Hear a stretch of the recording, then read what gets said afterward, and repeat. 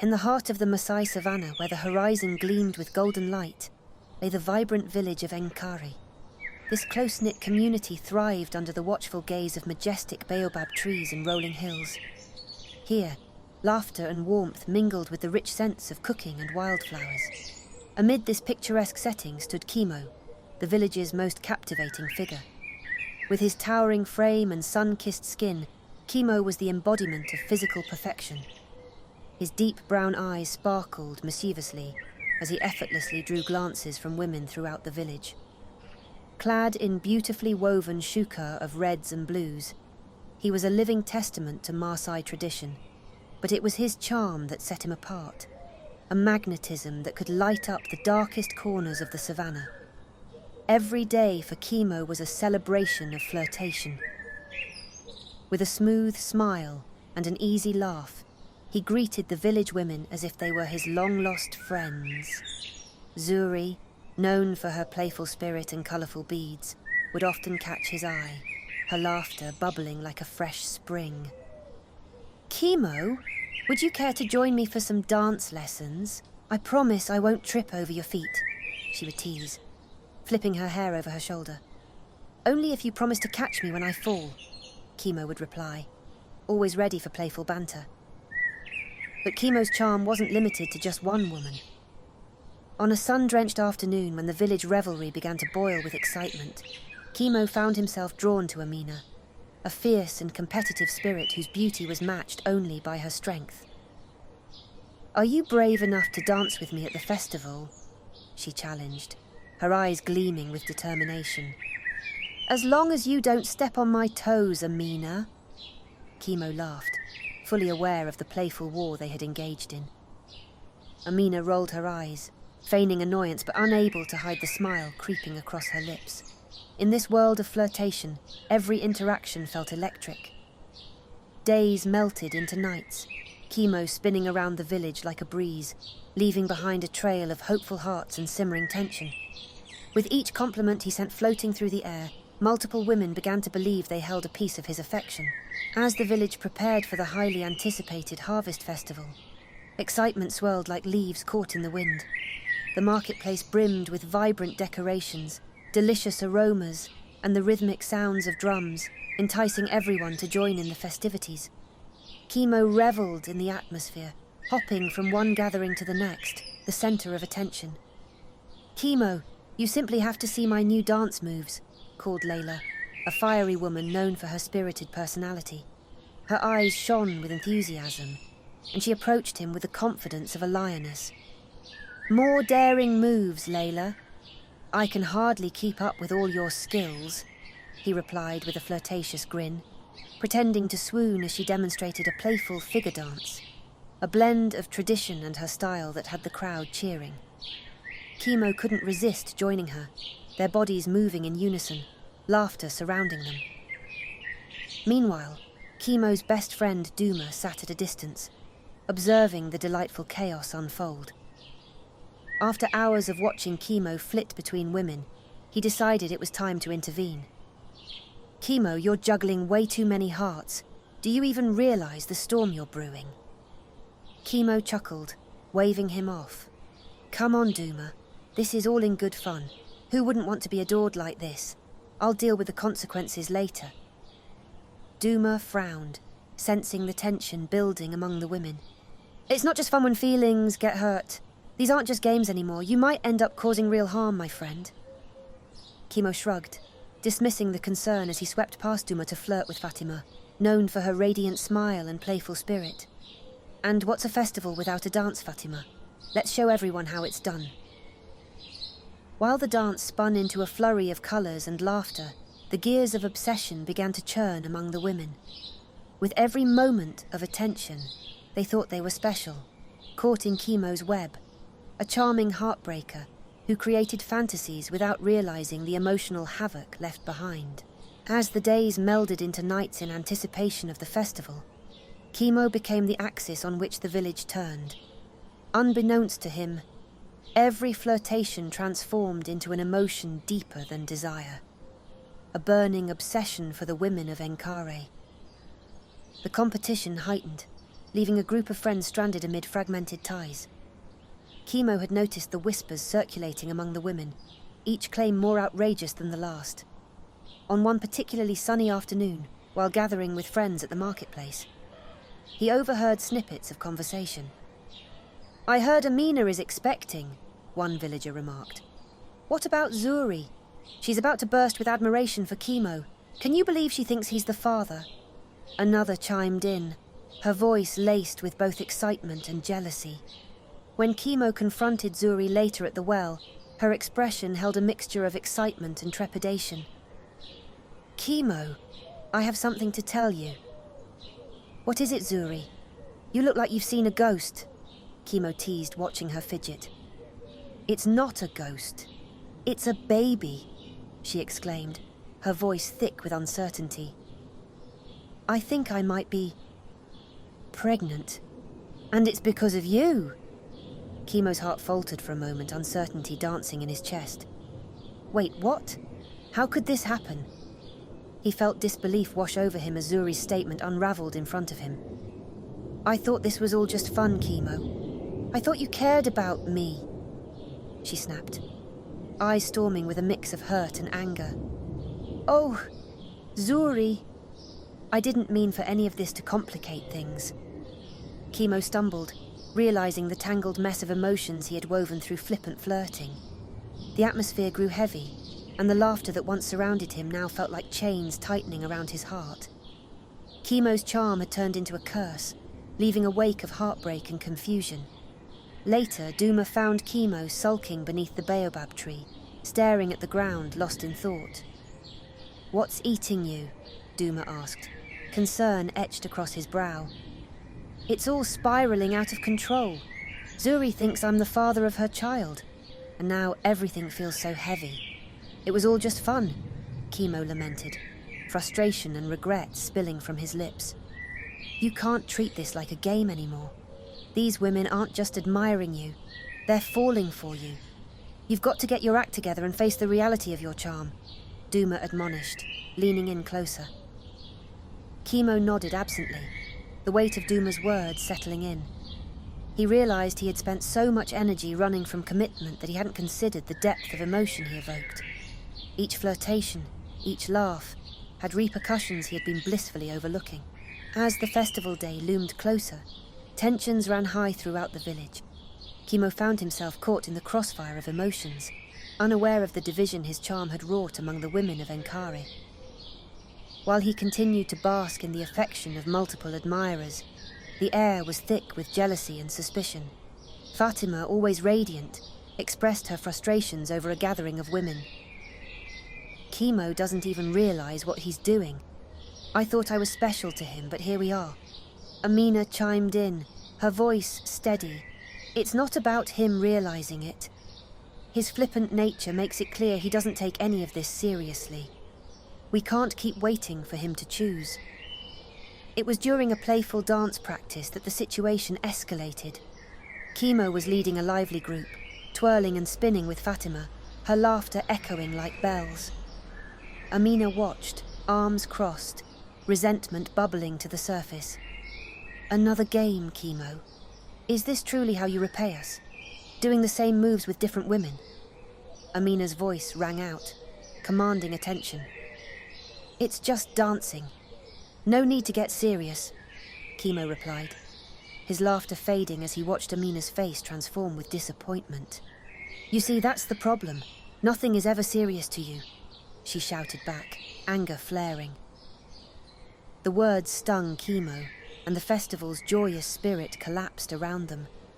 The tension that hung in the air became palpable, and he felt the weight of it pressing down, stifling the light-hearted atmosphere that had previously surrounded him. "Maybe we need to redefine what this friendship means if we're going to continue like this, Chemo," Zuri piped up, keeping her gaze on Amina, the rivalry igniting once again.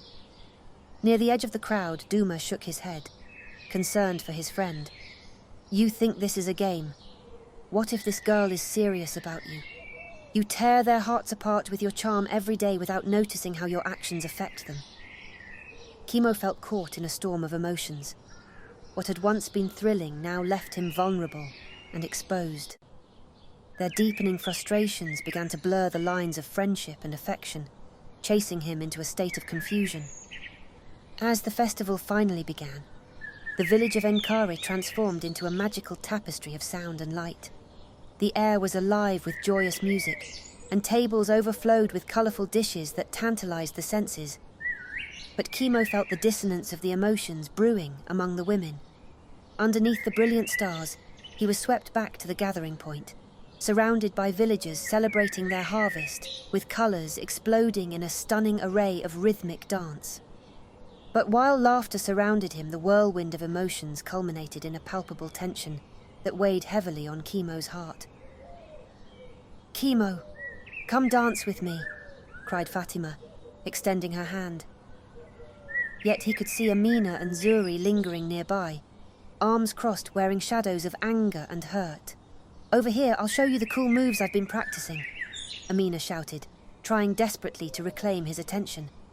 With the weight of their expectations pressing down, Chemo felt torn. "Can't we all just relax and enjoy the night?" he said, attempting to diffuse the tension. But the air grew colder, and the dark clouds of discomfort began to close in around him. Suddenly, Amina exploded, her frustration erupting. "You think this is all just some game? You've led us all on with your charm and left us to pick up the pieces." Chemo flinched at her words. "I never meant to hurt anyone. I thought this was all in good fun." "Good fun? You've got so many of us tangled in your web of flirtation that hearts are breaking, and you don't even see it." Amina's emotions poured out, resonating with the other women who stood behind her, echoing their agreement. Caught in the storm, Chemo felt the first pangs of regret. He had revelled in the attention without understanding the consequences that came with his charm. Now, as he stood among the swirling chaos, the laughter faded, revealing a reality he had been too proud to acknowledge. Days passed, and the aftermath of the confrontation weighed heavily on Chemo. The festival ended, but the unspoken rift among the women continued to echo endlessly in Chemo's mind. He wandered through the village, his heart heavy with both regret and confusion, unsure of how to approach the emotional wreckage he had caused. Duma watched from the sidelines, the concern palpable on his face. "You needed to face them, Chemo. Regrets won't mend what you've broken. This isn't just a game." Chemo sighed, pinching the bridge of his nose. "But it was all supposed to be fun, Duma. I was just flirting." "Flirting isn't just a light-hearted pastime when it leads to those unspoken feelings among the women you've charmed. It's not a trivial matter anymore. You may have put their hearts at risk."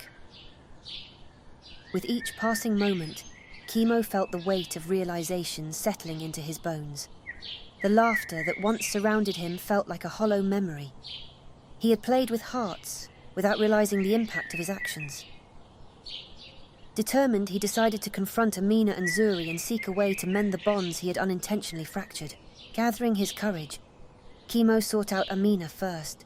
He found her drawing water at the well, her expression serious and distant. "Amina, can we talk?" he called gently, nerves roiling in his stomach. She turned slowly, her expression guarded.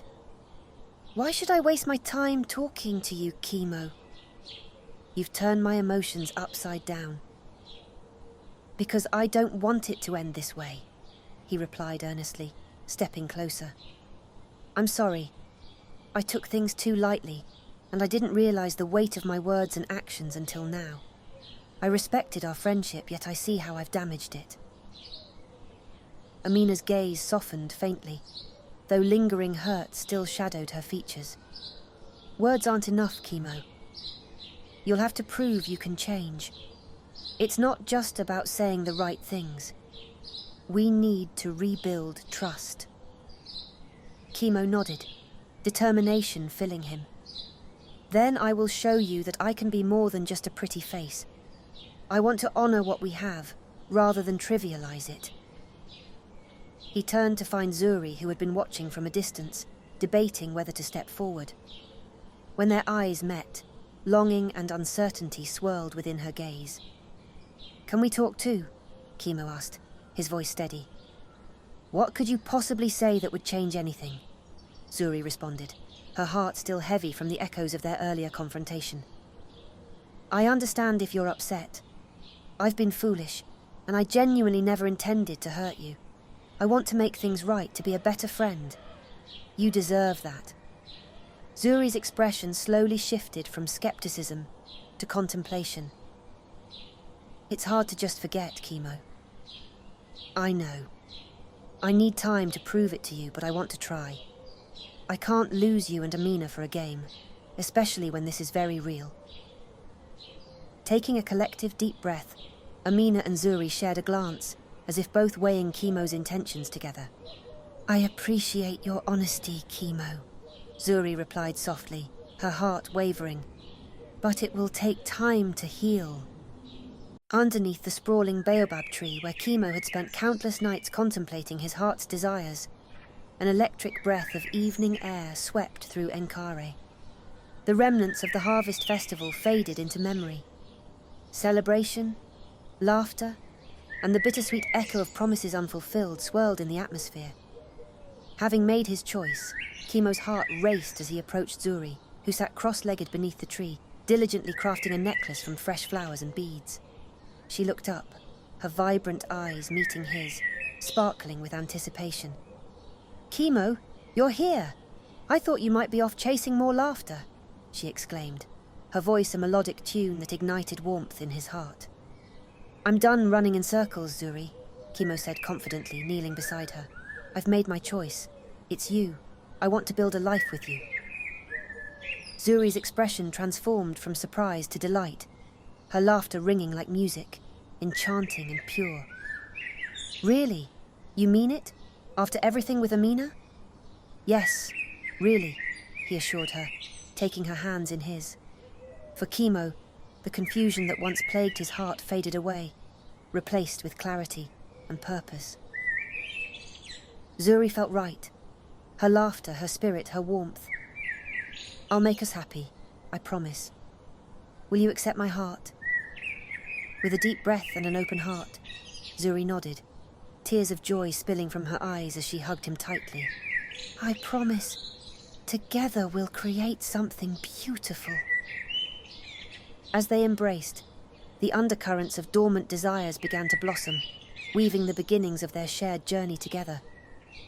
Unbeknownst to Chemo, however, the heart is a tumultuous entity, as complicated as it is beautiful.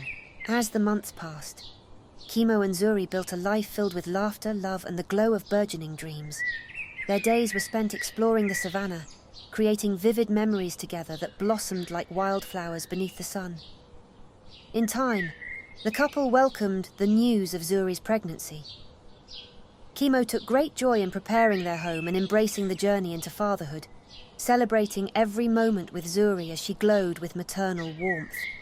Every day brought them closer, forging a stronger bond that felt as vibrant as the colours of the landscape around them. Do you think our child will inherit your charm? Zuri teased one evening, her hand resting on her round belly as they cooked together at the hearth. If they do, maybe we should name them Casanova. Chemo laughed, mixing ingredients in the pot, delighting in her playful banter and the easy rhythm of their life. Laughter filled their home, echoing through the quiet nights as they shared secrets and dreams. Chemo felt the weight of joy growing heavier in his heart, believing he had finally found what he had been searching for, a true connection. However, as their lives blossomed, the shadows of doubt began to creep in. Though Chemo was smitten with Zuri, the whispers of old flames lingered faintly in the corners of his mind, especially concerning Amina. After rejecting her, Chemo wondered how she was faring now that his affections had shifted. One sunny afternoon, Chemo visited Amina to check on her, hoping to ease any lingering tension. He found her sitting under the same baobab tree, lost in thought. Chemo, what a surprise! Amina greeted him, though her expression held a bittersweet air. I didn't expect to see you here. I came to check on you. It's been a while. I hope you're doing well, Chemo replied, remorse filling his voice. Oh, I'm managing, she said, curtly, fiddling with the shuka draped around her. "You've been busy with Zuri, I see." Kimo sighed, feeling the weight of regret settle as if he were bearing the burden of his decisions too closely. "I didn't mean to hurt you, Amina. You are remarkable, but I found a different path." "You have what you want, Kimo, but I wouldn't have expected you to stay with just one woman. You're a wandering heart, after all." Her words struck deeply, yet he felt defensive. "Zuri means something to me. I want to make things work." "Do you really think it will last? The thrill of the chase can quickly dissolve, my friend, when faced with the realities of love and commitment," Amina warned, her voice softening a little. Kimo felt that twinge of unease clawing at him again. Did his past choices linger like shadows? Or would he prove Amina wrong? Despite the lingering doubts, Kimo poured his heart into building a future with Zuri. Days turned into weeks, and soon they celebrated the arrival of their infant son. Kimo marveled at the miracle of life, overjoyed to hold his newborn, feeling a surge of paternal pride like never before. "We need to name him Kimo," Zuri suggested, her eyes sparkling with excitement as they cradled their baby. "I think he should carry a strong name, something that represents resilience and adventure," Kimo pondered. Zuri smiled brightly. "How about Kian? It means grace of God, the perfect name for our little miracle." "Kian it is," Kimo agreed, embracing Zuri and their son tightly, feeling an overwhelming sense of happiness swell within him. Yet, as the weeks passed, something began to change in Zuri's demeanor. The lively laughter that once filled their home started to fade, replaced by moments of silence and distant gazes. Kimo found himself increasingly worried, attempting to bridge the gap that seemed to grow between them. "Zuri, is everything all right? You seem lost in thought lately," he asked one evening, as they sat by the warm glow of the hearth. "I'm just tired, Kimo. Caring for Kian is more demanding than I expected," she replied, her voice quietly lacking the energy he cherished. Kimo wanted to reach out, but he brushed off the concern, convincing himself that every new parent faced difficulties. Yet within the silent nights, doubts whispered at the edges of his mind, casting shadows over the joy they had cultivated together. As Kimo worked in the fields, he couldn't shake the feeling that Zuri was hiding something. And while she dutifully cared for Kian, she sometimes went missing late in the evenings under the guise of gathering food or visiting friends. One afternoon, while taking Kian on a stroll through the village, Kimo bumped into Fatima, a friend who radiated warmth and lived nearby. Her long hair flowed beautifully, and her graceful demeanor sparked a friendly connection. "Kimo, you're looking well. How's Zuri doing?" she asked, and her genuine curiosity turned his attention toward the shadows of doubt creeping in. "She's, busy," Kimo replied, trying to mask his frustration. "You know how new motherhood can be." Fatima's eyes sparkled with insight, and she placed a delicate hand on his shoulder. "If you ever need to talk, or if anything feels off, don't hesitate to call on me." Kimo nodded, appreciative yet uncomfortable. While he cherished the bond he had with Zuri, the ongoing distance between them hung like a fog over his heart. He found himself keeping busy, burying himself in community work while logging more whispers about Zuri's odd behavior. As the sun dipped low in the sky, casting deep shadows around Kimo's home, the uneasy tension stretched into something heavier.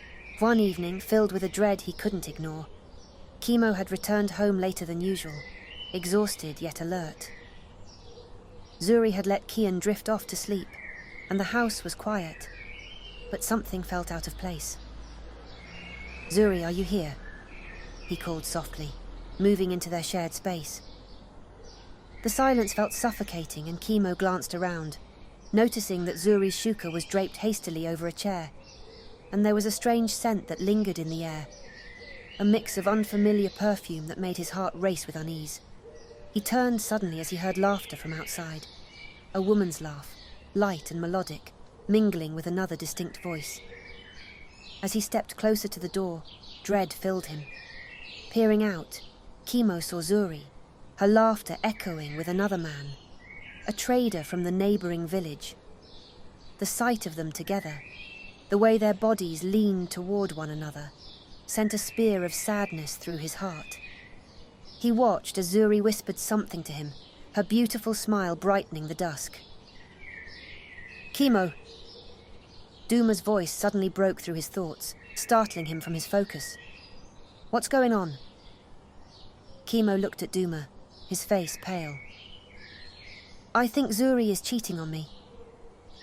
Duma's brows knitted together in concern. "Are you sure? You might be misunderstanding the situation." "No. I saw her. She was laughing with him as if they shared a secret." Kimo's voice trembled, the pain of betrayal thrumming deep within him. "Let's confront them together. You need to know the truth, Kimo, whatever it may be," Duma suggested, his tone steady but empathetic. Together they approached the scene, Kimo's heart pounding in his chest. He felt the pull between insecurity and the determination to uncover the truth. As they neared Zuri and the trader, her laughter rang out again, sweet yet haunting, leaving Kimo trembling. "Hey, Zuri!" he called, the uncertainty in his voice cutting through the evening air. Zuri turned, her smile faltering at the sight of Kimo. The laughter died, replaced by tension, and the air became thick with unspoken words. "Kimo, I didn't expect you home so soon," she stammered, a hint of panic flashing in her eyes. "I saw you out here. What is going on?" Kimo's voice was steady, but the hurt seeped through the cracks. "We were just talking," Zuri began, but Kimo could feel the distance growing as the truth weighed heavily on his heart. The trader smiled awkwardly, sensing the growing tension. "I should, get going," he muttered, hastily exiting the scene, leaving Kimo face to face with Zuri. "What's happening here, Zuri? What were you laughing about?" Kimo pressed, taking a step closer, his heartbeat echoing in his ears. "It was nothing. Just friendly conversation," Zuri insisted, though her eyes darted away, betraying her unease. "Friendly? With that man? Don't lie to me.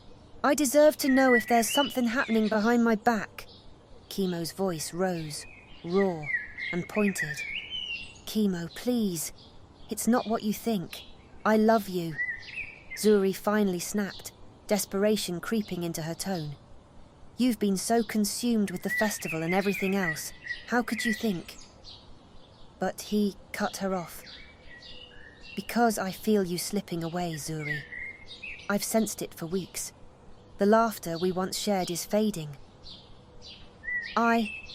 Zuri faltered, the weight of Kimo's words pressing down as the truth teetered on the edge. In that moment, Kimo realized that their love, once so vibrant, now felt as fragile as the blooms wilting in the evening wind.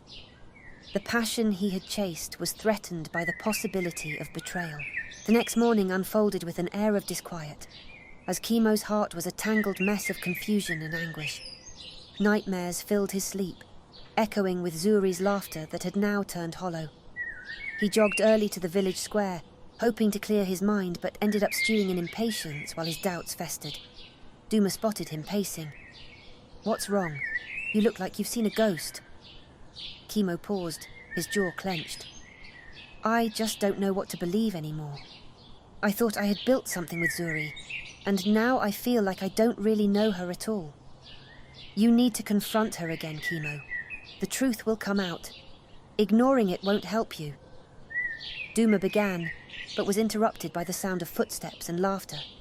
Looking up, Kimo's heart sank as he saw Zuri approaching, her demeanor light with the echo of joy hanging in the air. But as she drew closer, he saw the familiar figure of the trader again. Anger rose within him like a consuming flame. "Zuri, what's he doing here?" Kimo demanded, his frustration boiling over. "Kimo, please, just hear me out," Zuri pleaded, caught between the man she cherished and the life she tried to uphold. You don't need to explain anything to me if you're still pursuing him. Chemo turned sharply, heart racing and fists clenched. This isn't what it looks like, Zuri cried, desperation crackling in her voice as she sought to juggle her emotions, torn between the love she felt for Chemo and the truth she could not admit. Then what is it, Zuri? Make it clear before I walk away. With the words hanging in the air, Chemo felt the distance between them stretch longer. It was in the moment of turmoil that a beam of realization struck him. Trust and love were fragile, easily torn by the winds of infidelity. The pain coursing through him felt unbearable, and guilt twisted in his gut, battling against the love he once felt so strongly. Zuri's face fell as she saw anger and heartbreak mingle in Chemo's eyes. "Chemo, please," she whispered, tears brimming, but he felt powerless to comfort her. As the trader looked on, uncertain, Chemo's heart pounded with a mix of rage and sorrow as he turned, storming away before he said something he'd regret. Each step he took echoed the verdict he had come to wield. He could no longer trust the woman who had once lit up his days.